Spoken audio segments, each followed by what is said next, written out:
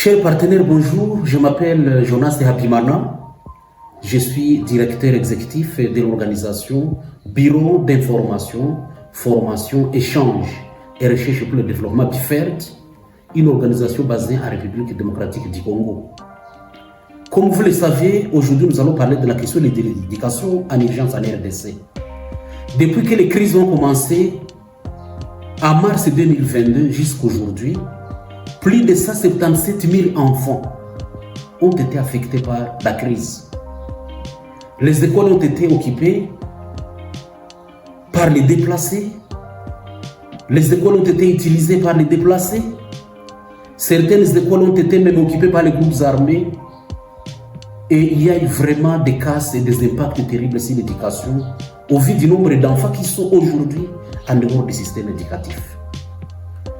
Malgré cette situation, notre organisation a vraiment fait une lutte pour l'éducation des enfants à travers des actions de plaidoyer que nous avons mises en place en collaboration avec d'autres acteurs. Je vais citer UNICEF, je vais citer Save the Children et les autres. On a vraiment travaillé ensemble pour faire des actions de plaidoyer. Et aujourd'hui, dans certaines zones occupées par les groupes armés, nous avons trouvé que pas mal d'écoles ont repris. C'est vrai, les enfants ont connu des retards, mais il y a quand même des écoles où les cours ont recommencé et ça donne déjà un souffle de vie à des milliers d'enfants. Pour le cadre de notre organisation, nous avons déjà distribué plus de 106 000 kits scolaires aux enfants. On a déjà distribué 2040 kits aux enseignants, dont les kits pédagogiques. Et nous avons aussi déjà distribué 340 kits dans les écoles situées dans les zones occupées par les groupes armés. Mais qu'à cela ne tienne aussi, notre organisation a continué à sensibiliser les parents, les enfants sur le retour à l'école.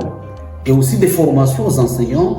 Je me souviens au mois de janvier, on a formé plus de 50 enseignants sur l'éducation en situation d'urgence, incluant les thématiques clés telles que l'éducation sensible au conflit, l'éducation à la paix, la pédagogie centrée sur l'enfant et l'appui psychosocial. Et ces formations ont été faites entre BIFERD en collaboration avec les inspecteurs d'enseignement venus de la sous-division éducationnelle des zones où nous avons travaillé. Mais les actions aussi de plaidoyer ont continué parce que grâce à ça, nous avons mis à mobiliser des financements auprès des autres partenaires. Pour le cas d'espèces, aujourd'hui, nous avons un financement du fonds humanitaire que nous avons déjà mobilisé pour mettre en place des espaces temporels d'apprentissage dans les zones de déplacement des populations, mais aussi la sensibilisation, la formation des enseignants et la distribution des kits scolaires dans des zones où nous n'avons pas encore été entre janvier, février et mars. Il faut aussi comprendre que notre organisation est très active dans les mécanismes de coordination parce que nous participons aux réunions du cluster éducation, mais aussi notre organisation est lead du groupe de travail éducation dans les territoires de Rutshuru, qui est un des territoires qui a été suffisamment affecté par la crise actuelle.